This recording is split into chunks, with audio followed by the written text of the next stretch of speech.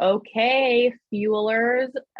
Corey and I are on here, and we are talking about, well, we kind of already started talking about it, but holiday strategies and maybe asking each other questions about what strategies that we use when it comes to the holiday season, and definitely having more social events, perhaps, depending on what type of social life you have regularly. But just coming from a nutrition standpoint and from a fitness standpoint, and just things that we've learned through the years and things that we have maybe done and changed our minds about, and or not. And I think that also Corey and I, we're on the same page, I feel like, most of the time, but there's always going to be some things that we'll chat about, that will play devil's advocate, and that will give you some food for thought. So, Corey, I know you were talking about having thought about this topic, and what kind of things brought that up? One sec, Danny. Can you hear me right now? Yep. You can hear me now, clear? Clear? Yep. Okay, good, because I just put my headphones in. I want to make sure. All right, what's up, everybody? Okay, can you hear me? Yeah?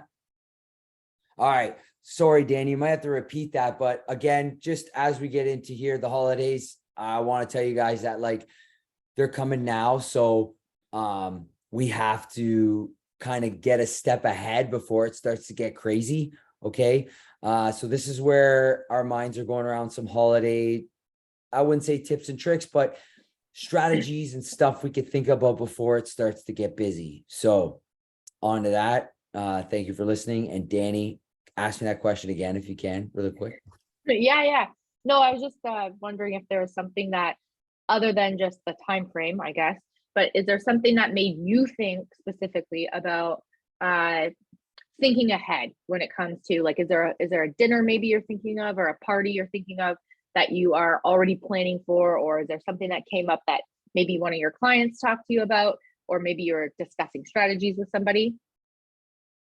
So how do I prepare myself for, like, an event coming up type thing, or my clients?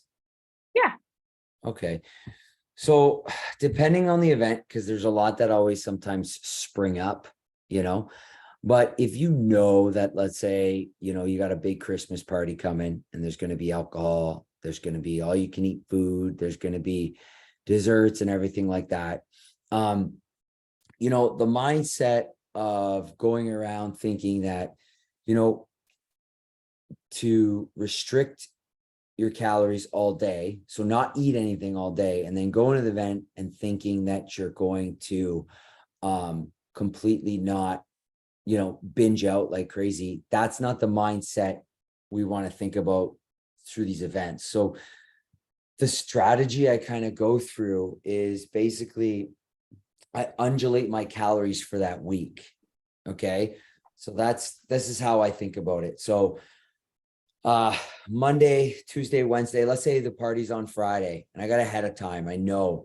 So the party's Friday. Well, Monday, Tuesday, Wednesday, I'll eat a sufficient amount of calories. I'll make sure I'm dead on point. I'll make sure I'm not under on my calories. I'll make sure I'm training hard and I'm feeling pretty good.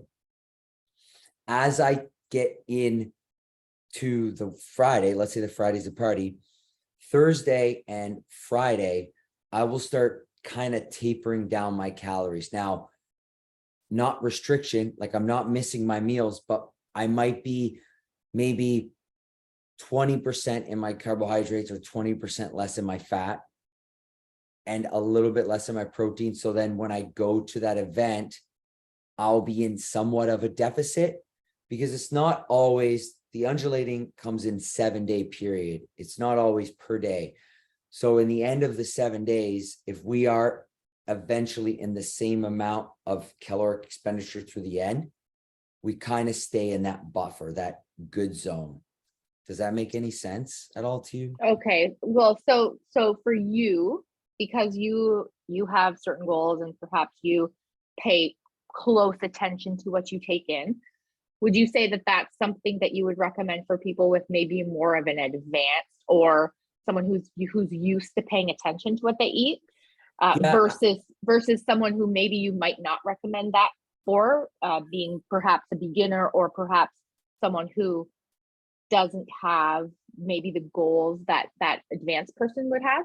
Yes. So agree. Yes. So this would be more of an advanced person that, I wouldn't say advanced, but has been tracking for a long time, that kind of, understand and have a little bit of fear around overeating or going over their macros that day, or over, like, it gives you a buffer, I want to say, through the week. But the mindset I want to break is the mindset of like restriction with food and binging or going all in on one meal, where that in the long term, the chronic doing of that will inhibit, your gains, or inhibit, your metabolism, will slow your metabolism down. We want to always be eating a sufficient amount of foods. And if we think of the restriction and all in mindset all the time, it's not good. But around the holidays, if we can undulate our calories or undulate our food through the week, we will end up in a better spot at the end.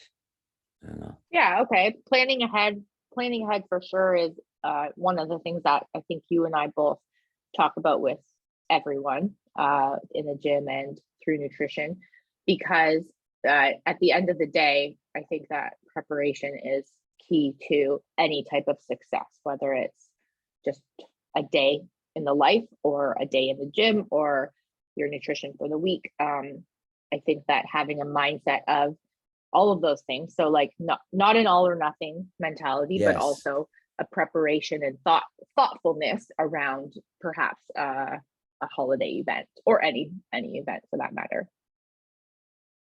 Yeah, like, and that's agreed. And when we're going into these events, we know there's a lot of them, and it's not about the food. And that's also, there's so many factors when it comes into preparing for an event. It's not just the food itself, it's the stress leading up to it. You're worried and thinking about, there's going to be bad food and alcohol there.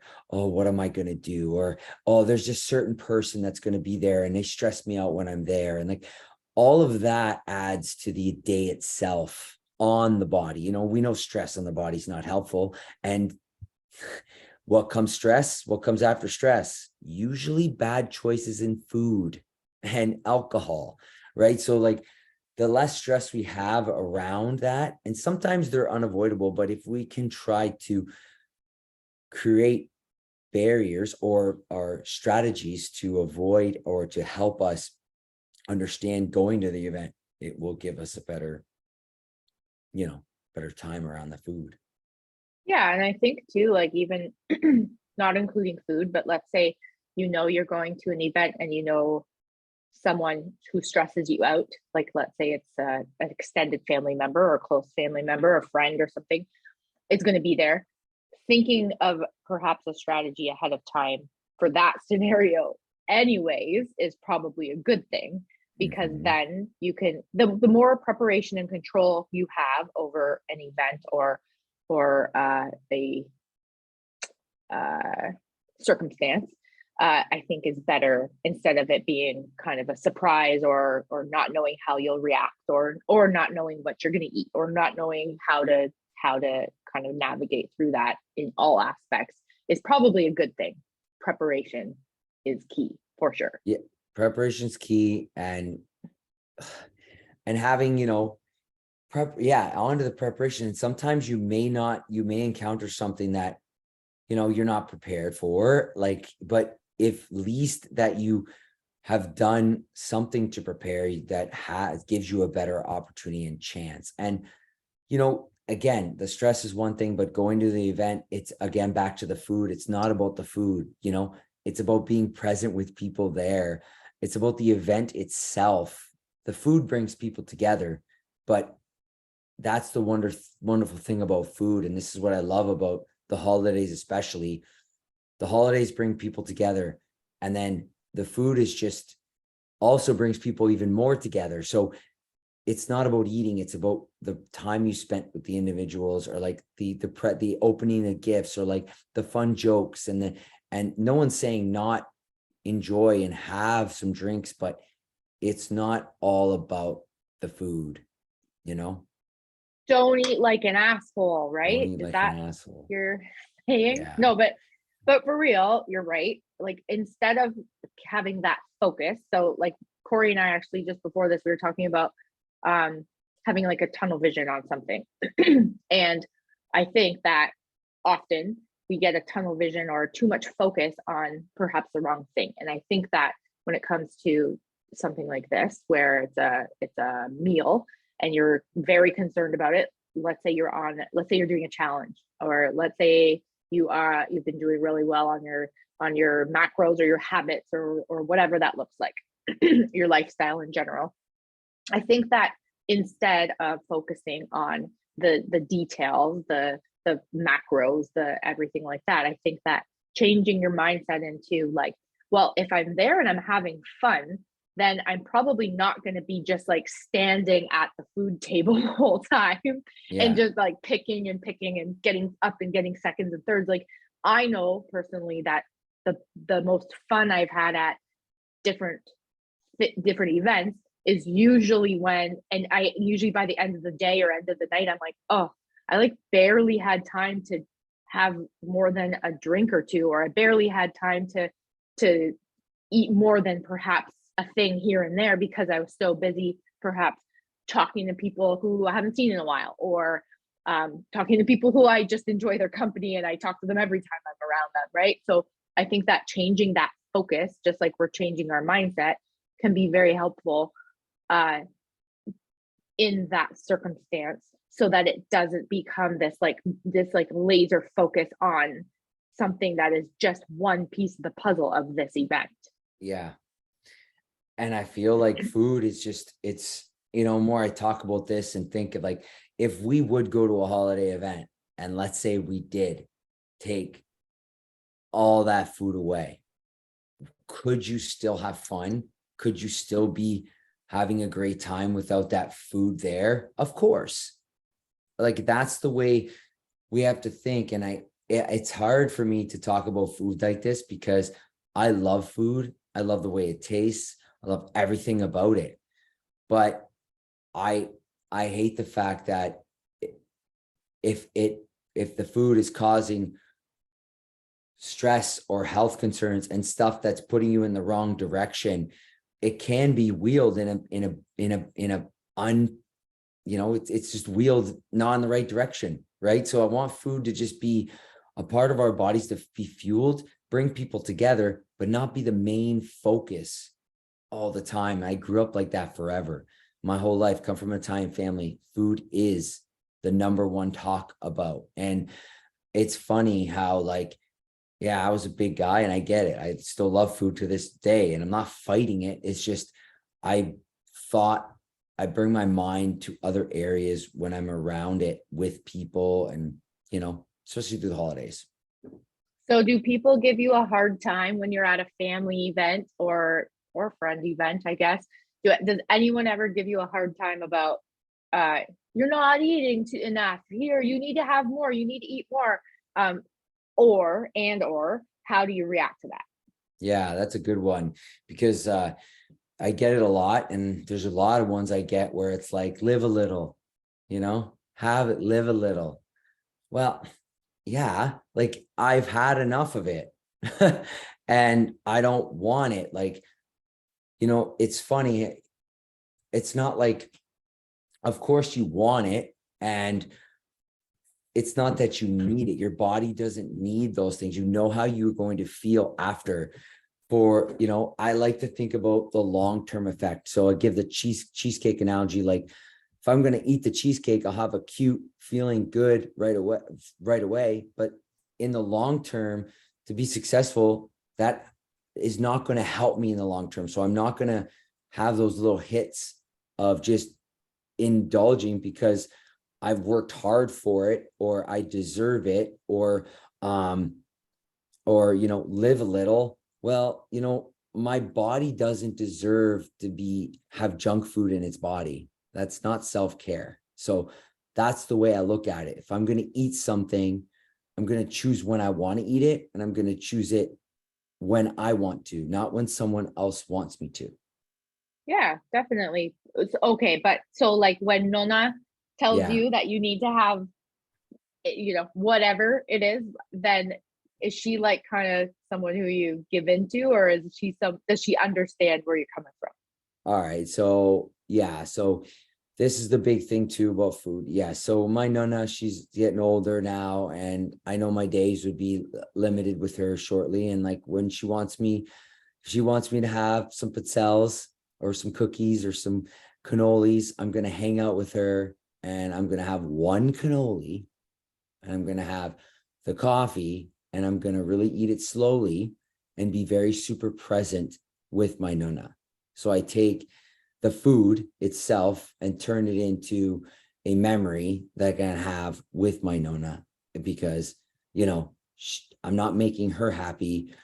I am making her happy, but I'm also making myself a little more memory with her, because those days are come short, right? Sooner or later. So that's the way I look at it. So I'll use that food to be more present. So, but if it's, if it's like, a coworker came out and bought a bunch of donuts for us and everybody's having donuts, well, I don't need to eat the donut. I'll hang out with them tomorrow, but I'll still stay in the conversation. You know what I mean? I kind of pick and Oh choose. yeah. Well, yeah, and I think too, like, so I think that becoming almost like a broken record, when it comes to like, no, thank you, or nope, people will start to know, as if you start to be confident with your choices. I think Mhm. that they will start to leave you alone about it too. So I love the fact that you are still making your Nona happy with having something, um, taking it easy and kind of slowing things down, so that if, let's say, you finish something and she doesn't want to keep piling it on your plate because you're still technically indulging in whatever she wants you to indulge in. Yeah. But I do also think that, yes, you're choosing that moment. And when you have someone perhaps that's like a coworker, let's say you go into your lunchroom, or let's say have a family member who's always pushing everything on everyone. I think that just maintaining your confidence and changing the subject, being a broken record, then typically what happens is people just stop asking. I notice when I am somewhere, most of the time, sometimes people will assume whether I want something or not. But I don't have a problem telling people no. No. Yeah. So, and I think that the more that you can repeat yourself and show them that, like, that you can say no and then move on to another topic, then maybe that would be more helpful, instead of having this like staring contest and like Yeah. this power struggle over this like one choice Why of are you not food. having it? We just wasted our conversation over why I'm not eating something. This Right. goes into a bit of a rant, Danny, and you're spot on. Like, I have this talk with a lot of clients, and I get, I kind of hit sometimes heartstrings with it, but it's a very true thing. And I think we need to look deeper in ourselves when we do this to people. Like, when I've numerous times through my weight loss journey, I've always, coworkers would come up to me, and you'd say there was donut, and they're like, eat the donut, you deserve the donut, eat the donut, you're fine, live a little, all these kind of things. Like, and I say no, right? So if I said no, and some people, and it's very rare, the ones that understand will just kind of, okay, and that's it, they drop it. But I find the ones that kind of keep nagging and making it an issue, I feel like these certain individuals, and I don't want to put any labels on anybody, but they almost want to bring you down to their level, because they kind of see have this confidence and this I don't know what word can I say, like willpower to Mhm. stay true to what you want to do. And you're triggering their egos, you're triggering their insecurities, and you're making them feel less of somebody. So it's almost like they want to bring you to their level so then they feel sufficient. So you being up here is making them feel a little more comfortable. Now, that's a little deep, and I know that that could trigger a few people. That may not be for everybody, but I do feel it's kind of like a bullying type thing where they want to, you know, bring you down to their level to make them feel better. It's almost a very selfish thing to do. What do you think? Yeah, no, I agree with that. Trust me, I've been in those situations a lot. And listen, I am someone who loves to, let's say, pass out shots at different events. However, I don't ever feel the need, and I mean, maybe I have done this before in my life, but about being pushy about it. So, like, yes, maybe pushy one time and Yeah. then carry on with it. But like, everyone has their different reasons for saying yes or saying no to something. And Mhm. I think we should just be a little more mindful um, of that fact and Yes. appreciate that person's choice is all. Yeah, Um, 100%. Yeah. okay. Okay. So when you I just want to kind of put people into maybe a situation. So when Okay. you're at a dinner or an event or something, what would you say would be like, let's say it's a buffet style, or you're going to get a plate and go up and choose your foods. Like, what does that look like to you? What kind of things do you do that make your choices?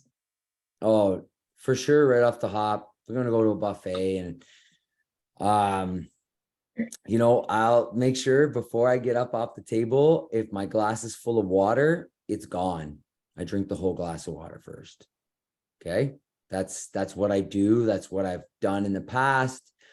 Okay, if the cup's like, massive, you got one of those big old cups. No, but take a good get your belly, get some water in you before you start going up there. All right. So I usually have a good glass of water, and then I get up comfortably, take my time, and I'll go up to, let's say, buffet style, and non-negotiable protein and vegetables are my go-to right off the hop. And I'll fill my plate up that. And then, you know, that would be that. And then if I do go for a second, and I'm always a kind of a second eater, it always happens no matter how much I try, I'm always up for seconds. And so my seconds would consist of, let's say, if I'll put a starch on there with a little more protein. And then that's how I buffer that. And that's where I'll go to. I stay away from the sweets unless, again, at the end, this is a sweet that is specially made from somebody that I'm going to hang out with. I'll have it, but I'll go for the 10s. Does that all right? Yeah, for sure. I Yeah. think I do the same thing. Like, if I'm anywhere where I'm not cooking my own meal, I'll definitely kind of look around and decide, okay, what is something that I am going to put on my plate and what are the things that I am not going to put on my plate? Because sometimes when you're walking up to that table, all of a sudden Karen is here and she's saying, "Oh, did you try the whatever green bean casserole? You Mhm. have to try it. You have to try it." So I think having a plan when you're kind of like surveying the table and looking around and deciding what you're going to eat is a good thing, because something like that can happen, and then you end up putting stuff on your plate that you're like you don't eat, and then it ends up being weird, and then it's not about like that green bean casserole or something strange on the table is a bad choice. I'm not going to No. use that word. It's just that, would it be your choice? Like, when I'm eating food, I am choosing food that I like. Yes. I'm not choosing food to appease anyone else but myself, except, like you said, if I decide that it's today, I'm going to have this choice because I want to, and Mhm. because, you know, I feel like having that today.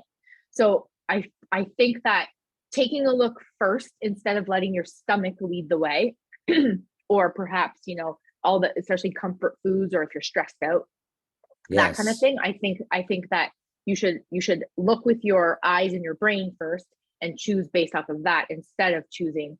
And I think your body will thank you for doing that instead of leading with your stomach being hungry perhaps, or your heart being, maybe a little bit concerned about something else.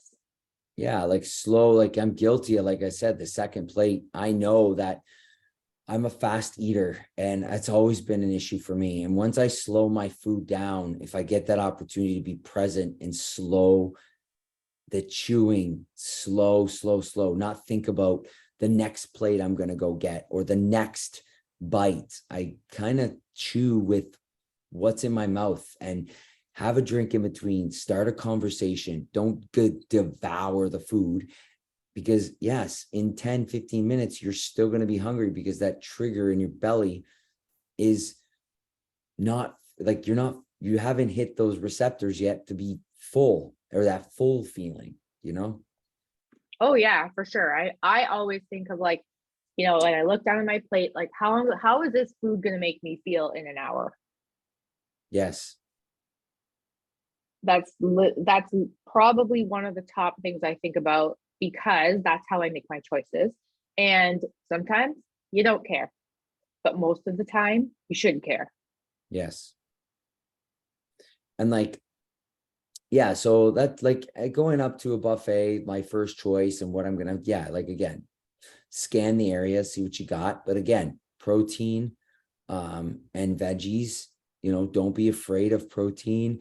I think, we have to focus a little more on that. And then, you know, have your starches, have your carbohydrates, have some, but be mindful, fill your belly first. If you're an apt to like eating so much, then go for it. But when you eat enough food, you should be okay to not, go into the sweets later. If you have sufficient amount of satiating foods, you should be just all right, you know? Yeah, I think sweets are a big thing too. And I always, if I'm looking at, for instance, maybe some plates of cookies or a pie or something on the table. For me, again, if I'm going to make a choice to have a dessert, it's going to be a choice that is something that I really want to have. So sometimes I'll say, oh no, you know what? I'd rather have maybe a glass of wine. So sometimes that Yeah. will be, my, let's say, dessert in that meal. Just because maybe I don't like any of the options on the table. I don't feel like people should feel like they have to have a dessert if they're choosing subpar desserts in their you know uh the way that they feel about them. So like, don't be afraid to choose not to choose a dessert. However, don't also be afraid to indulge in something that you really want. So Yeah. don't be afraid to make a choice on a dessert where you're like, you know what?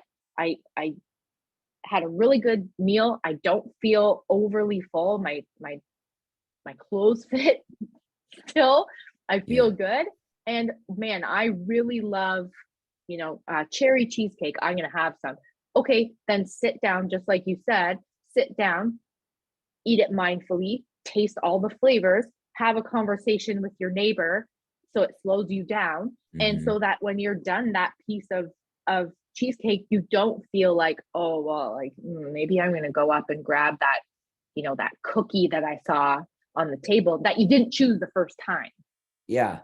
And that food's not going anywhere. You're going to have opportunities again to have desserts in your lifetime. And I think that last supper mentality, I call it, where it's like, oh, I'll never get this again. This is the last time.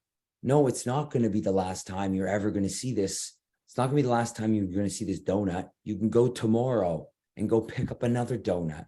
Like, it's okay to not have it and to be present in the moment, eat that and move on, you know? But that's the thing with foods, and me and Jacqueline like to go down this dopamine route, but like, they give a dopamine hit, and once you get a hit of dopamine, that good sugar feeling, you're going to want another one. Just be aware of that's what that does that to you. So when you're aware and have an understanding, you make better choices. It's not just you're a bad person because you want another piece of cheesecake. it's understanding what that sugar does to your body and why it's doing what it's doing. Yeah, no, definitely. I think that you guys you guys love to talk about all the ins and outs of responses that the body has, and Yeah. I love to hear it. Um, okay, Okay. so what do you think about fitness? So let's say it's like the holidays. Let's say you're off around Christmas and New Year's, and so perhaps you're not walking as much because you're staying at home. Let's say you're not going and going into work. Uh, what would you suggest based off of your own experience and other people who you talk to about a few little tips and tricks for people to get a little more activity into their day over the holidays or days off? Um, well, I know it's cold outside, and we live in Windsor, Essex County. It's really not that cold. Okay. So I think we can bundle up a little bit. And, if you don't like to walk on the road, maybe drive out to, yeah, The Greenway or Greenway. Malden Yeah. Park. And go for a walk. I'm a big fan. Tony got me into this is, ruck walks, weighted walks. And I've seen dramatic changes in my body with that, just walking, not pounding the body. You know me, I like to run, but I'm a big, I like the weighted walks. They feel good on the body. I increase my steps as much as I physically can. And I do find a little spot in my house, and I'll do I'll find a body weight routine, or I'll make sure that I hit the gym at least one day that week. I make it a non-negotiable. Like it's a part of my holiday routine. Go to the gym once, physical movements for at least an hour a day. If it's split up in two 2.5-hour sessions, if it's split up in, 20-minute sessions, you need some movement. Get outside, play with get a football game going outside, or get I don't know, rent out a gym and do some play a basketball, get a basketball thing going once a week, or just get some movement in. That's how I do try to move as much as I can. Hopefully that helps. But and the end of the day, yeah, the holidays, I just make 1 hour workouts, non-negotiables every day. Yeah, and I think that, I mean, for me, I find that sometimes if 60 minutes is too daunting, what like it could be for people who have let's say kids activities or family events or maybe tidying the house, getting ready for guests to come over or something, or going out that evening.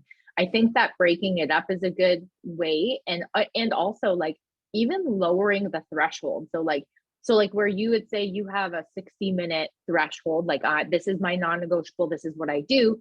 That doesn't mean that's right for everyone. So Mm-mm. I think that having even sometimes I can't remember if it was like a book or a podcast or what, but and it was saying that making it like a such a minute amount of time. It's like, okay, I'm going to go for a walk, and the minimum I'm going to walk for is I have to go out there for 5 minutes.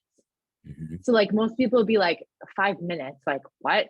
Because once you get out there and you're dressed for it, or let's say you're saying like, I will do some type of activity for 5 minutes.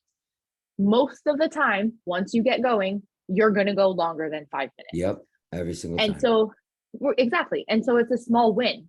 So even if you just go for 5 minutes, your minimum, you have then checked the box. So one, you have a small win. Two, if you go further, you have an extra bonus on that small win.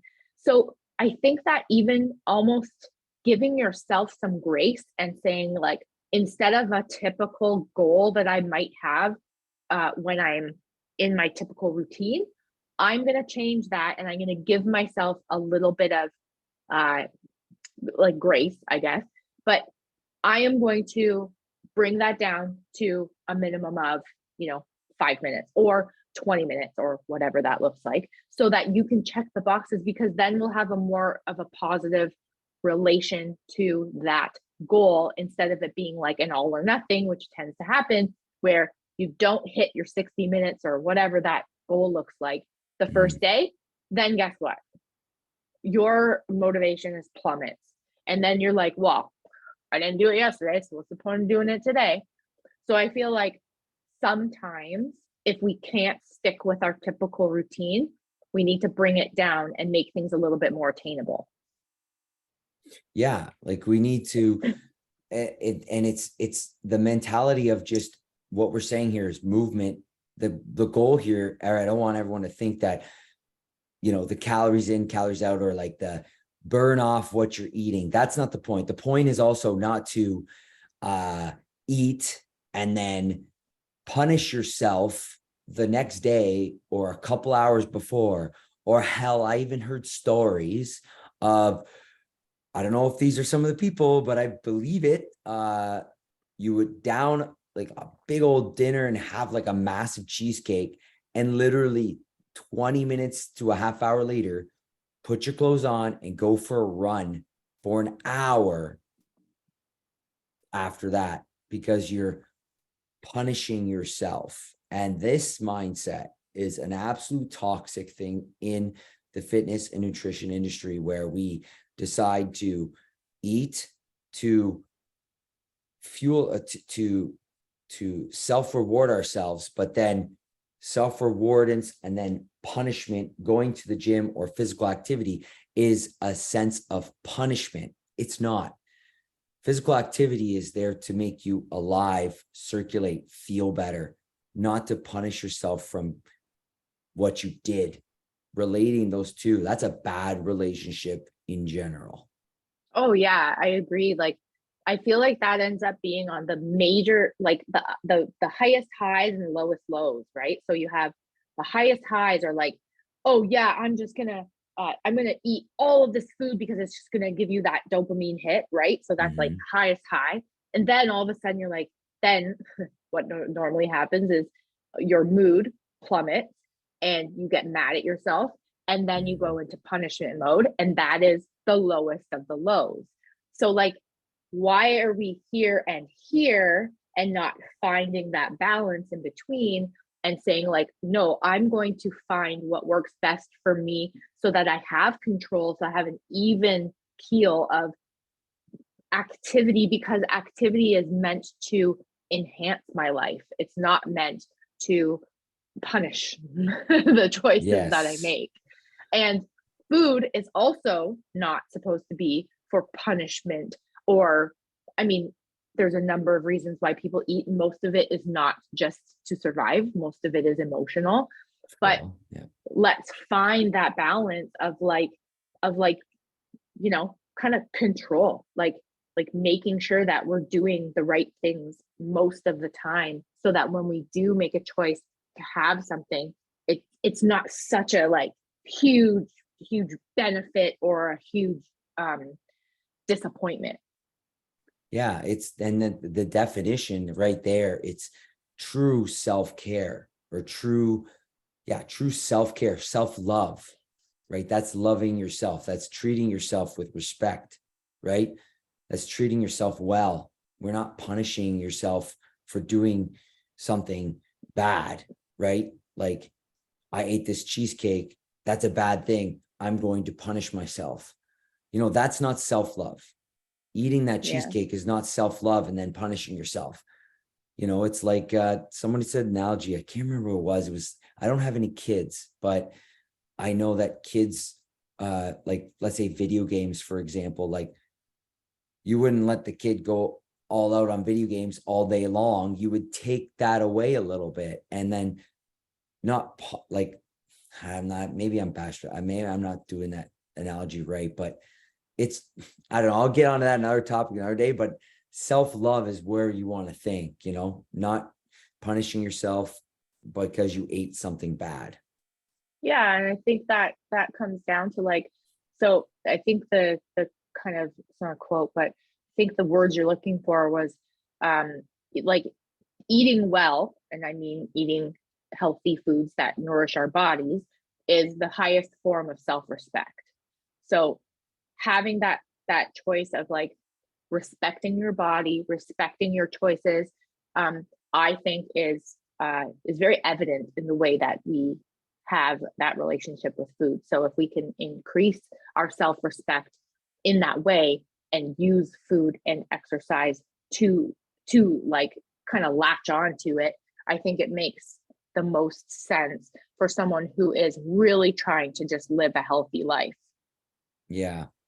And I hope that, like, you know, it's so easy when people are listening to this. I don't want them to think like, guys, just tell me what to do and tell me the goods. Like, I know we can. And that's, for the most part, 80% of the people probably listening to this know what they need to do and they know how to do it. It's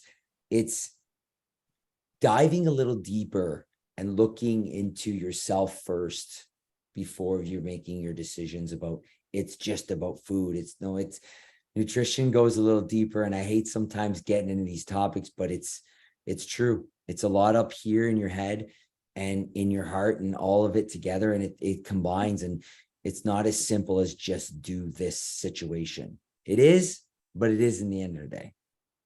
Well, I think too, Corey, like, I know for me, like, it's not just that perhaps one day you wake up and you decide that you're going to have all kinds of self-control. However, that being said, making those choices day in and day out, and then practicing them and practicing them and practicing them is where the magic happens. Like, I know that you came from being a bigger guy to where you are now. That didn't just happen overnight. And it's not like all of a sudden you were a person who made healthier choices, from Sunday to Monday, and it was a light switch, and all of a sudden this is who you are. No, it takes a lot of time and effort, and you have to put the work in. However, now, in my case, for instance, now I am so confident in my choices that it's not really a thought.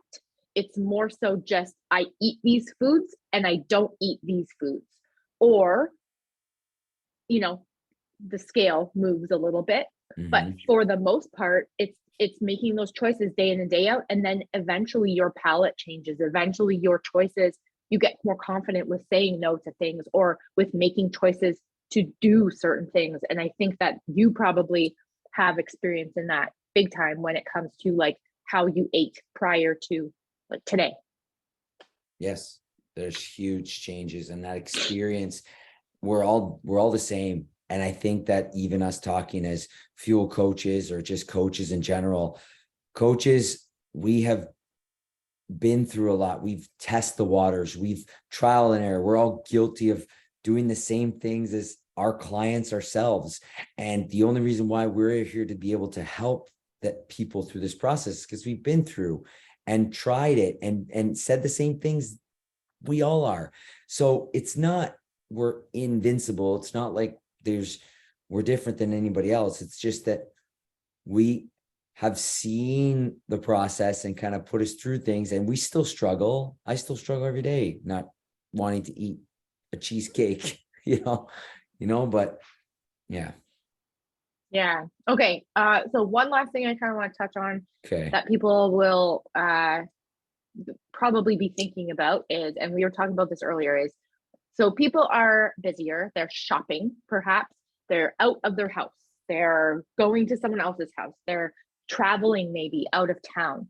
So what are a few things like for you on the go that you would recommend for people that would be like something pretty easy, like it doesn't have to be complicated, like, and also there is no excuse, because anything you bring with you, whether you put it in a cooler bag, whether you bring something that doesn't need to be in a cooler bag, like, first of all, relax on the things that need to be in the fridge. Like, most things, if you're going to be out and about, are not going to go bad if they're sitting in your cold car for an hour, 2 hours, 3 hours. So like, relax on that. It doesn't need to be, you don't need to plug your crock pot into your truck. No. Like, you can eat things that are perhaps not totally hot. Like, we need to also get out of the mindset that everything needs to be super bougie when it comes to on the go snacks and meals. So that being said, Yeah, what well, are that, things, yeah, what are that can things go that on a you bring with whole you? nother topic there. Bougie eating, it's bougie eating is probably 90% of how I eat, but anyways, or we should all kind of eat, but go on. Yeah, we'll get off that real quick. So how would I, what, like you're Danny, you're asking like what things I would have with me and pack, and if I'm on the move, something to have. Yeah, like if you're someone who you had to go to your aunt's house and your aunt lives in Sarnia and you got to drive and you're going to bring some snacks with you, or you're going to be going out with Paige shopping Mhm. and you got to be out all day and you don't want to rely on being able to like Yep. make any type of choice in the mall, for instance, like what would something you would throw in your truck or in your bag? Oh, yeah, simple, obviously, mixed almonds, mixed nuts. I do have little protein shakes, mixed already protein shakes. So you can see those around. You can get them anywhere, Shoppers Drug Mart, whatever, like the individual size, pre-mixed already protein shakes, beef jerky, um, oh gosh, I don't even want to tell you, but I'll keep a can of tuna in the truck, and I got a can opener there. And if I'm really in a pinch, I'll have the can of tuna. So like, that's how sometimes I'll eat that, but like just to pack some things aside, and what you can eat that's healthy, like maybe some mixed vegetables, or like some carrots or some celery, and like, just have something, even take a chicken breast and like cut it up in some strips, and like, it's okay if it's cold, have some cold chicken breast.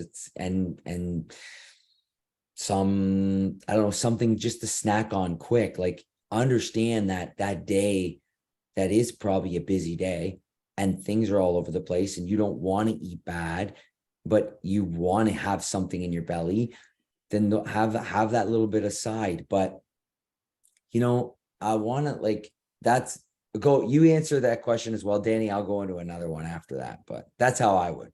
And look ahead, prep ahead, right? Preparation, where are you going, what places are around, what things are around. Prepare yourself the night before you got to leave. Yeah, I think that I mean, I have typical things I bring with me all the time. So I'll put a shaker with just a scoop or two of protein in it. And then that way I just fill it with water and shake it up when I want to have it. That's for sure number one, easiest thing to do. That's giving you straight up protein. That's for sure my number one. Daryl's bars are pretty good for if you want a bar, because they have better ingredients than a lot of other protein bars, and they have more protein in them than other proteins. But again, like with bars, guys, like to me, that's not very satisfying. It would be something that I would maybe eat if I knew that I wasn't going to eat next in several hours, because I would eat it, then I would forget about it. Let's say I'm going shopping or something, then it would take my mind off of it, because it takes like what, 3 seconds to eat a protein bar. Mm-hmm. So that would be something that I still could have on hand. An apple, some kind of fruit, like you said, maybe some veggies. Sometimes I'll mix like either Greek yogurt or cottage cheese ahead of time and with some protein powder and leave that in my car. But we are tuna can users as well. So tuna is a really easy choice. Yeah. But yeah, we're the same. We do stuff like cut up chicken and put it in a container, and then you have it with you. If you don't eat it, you don't eat it. No big deal. But I think that always having something available to you is way better, because I am a person who, if we didn't have anything to eat and I didn't have really a choice of, let's say that the only thing available would be like fast food, it'd probably make me mad a little bit because one, I didn't prepare, and two, I know how I'm going to feel after I eat that. Oh yeah. And although it's not ideal to me, I think that there's a lot of better options out there per snacks. And honestly, Danny, and this is where I wanted to go once you asked that, because I get these questions a lot, and like we get them a lot. Like, what do I take? What's easy? And I need something on the go. Okay, so in the end of the day, okay, if you are eating a sufficient amount of calories and macros through your week, okay, and let's say you got to go out with your husband or wife shopping for the day, okay, it's all right if you're not going to eat, like you don't have to eat, like you don't have to eat Every that. That's a, hour? You yeah, mean you every don't, hour on the hour? yeah, you can have a good breakfast and literally don't eat all day. That's the only time. I hate to say this because I don't want people to take this the wrong way, because here's the problem. We're looking for those foods to eat all day, but if you're not consistent through your week, then that's where you have to look for those foods. If you were very consistent all week, your meals were prepared, you ate a efficient amount, you trained, you did good, and you get to like a Saturday and you're going out shopping all day, you don't need to eat like shit. You don't need to have that burrito from fast food. Skip it. Big deal. Have some water. Maybe be a little bit hungry. It's okay to be hungry because you're not losing anything. Nothing's happening because all week you've stayed so consistent. Like I said before at the beginning of this, undulating calories. Like if in the 7 days you're having a sufficient amount of calories, you're okay to skip 6 or 7 hours with any food. I just want people to take that the right way. It's not like you're restricting every day. It's just that one day, maybe you didn't get a lot of food in. That's all right. The next day, you better damn make sure that you eat your sufficient amount of calorie intake and maybe bump it up a tad. Whole food. Just, it's okay if you didn't get all your meals that day. Move on, go to the next, have more the next day, you know? Yeah, I think looking forward, if you're someone who typically eats regularly, like again, we're putting too much focus sometimes on the food, the food, the food. Like, oh, I'm gonna be here. What about my food? What about this? So if you're someone who like you're like, okay, I know I'm gonna be out for a few hours in the afternoon. I'm gonna have a big, healthy, hearty breakfast, and then I'm gonna go out for however many hours. Grab like one thing if you think like maybe like emergency, like sometimes I'll put in a container, I'll put like a cheese, like a Baby Bell and some almonds for like just if I get hungry and I know I can't make it until dinner time or whatever. But if you're gonna Yeah. go shopping, you're gonna be like you said, you're gonna be distracted. Is it? Let that distraction take over. You go shopping, you do your thing. You don't necessarily have to like have all these things in your car if if it's only going to be a few hours, right? So I think that's what you're getting at is like it's okay, and then maybe when you get back in the car at some point and okay, like I okay, we'll be home for dinner time, so maybe I should eat this like emergency snack in my purse, and then later on when I get home and preparation is key, because if we get home and we're hungry and we don't have something prepared, then we're going to maybe mess up a little bit and choose Yeah. things in a bad way. But we want to make sure that like, okay, I know I've got dinner in the crock pot at home and it's going to be ready when I get home from my day of shopping. And you have that emergency snack just in case. So then when you get home, you can actually have a full meal instead of perhaps having like the anxiety over all these snacks. Exactly. Like it's okay. But when I say that, I want us to understand that acutely that day, it's fine. It's what have you done the entire week leading up to that day would be the problem. So of course you're going to go out and get all excited with you going out with your girlfriends or whatever. You guys are going to go out for lunch and like, you're going to binge out on whatever. You're going to have whatever because you've restricted all week. Right. So if you ate a sufficient amount of calories all week, you should feel pretty good. And when you go out, if you have to go out for lunch with the kids or whatever, you don't need to eat what they're eating. Just hang out, whatever. You have prepared meal for dinner and you're just going to get home and have it. It's all right to feel a little hungry and not eat lunch. You don't need to eat lunch that day. You need to eat sufficient amount of food through your entire week. That's what I would have to say. Yeah, definitely. Yeah. Lots of options. Key is being prepared. Key is thinking ahead of time.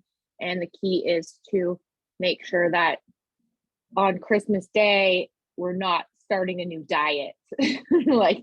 like we're not all of a sudden, if we haven't been trying to eat healthier and build those healthy habits up beyond that point, that we're not all of a sudden going to be like, well, how am I ever going to make good choices now on this on Christmas Day?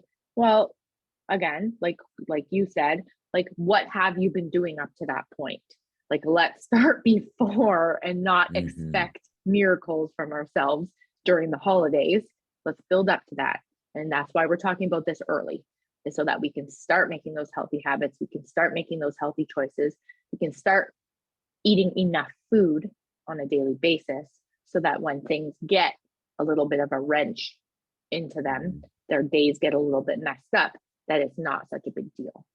Yeah, start creating the routines now. Start creating the times you're going to go to the gym. Start creating the meals you're possibly going to have when you're running around. Start thinking now. Don't wait last minute. Last minute, you're not going to make right choices. You're going to be completely off track. All right. Well, let's kill it there. All right. We could talk forever, Danny. We could talk forever. I know. We'll think of another topic soon, and we'll get going on that. But I think this is a good start, and I think this offers people some insight and some strategies for the upcoming season. So thank you, Corey. Yes, you're welcome. Thank you. All right.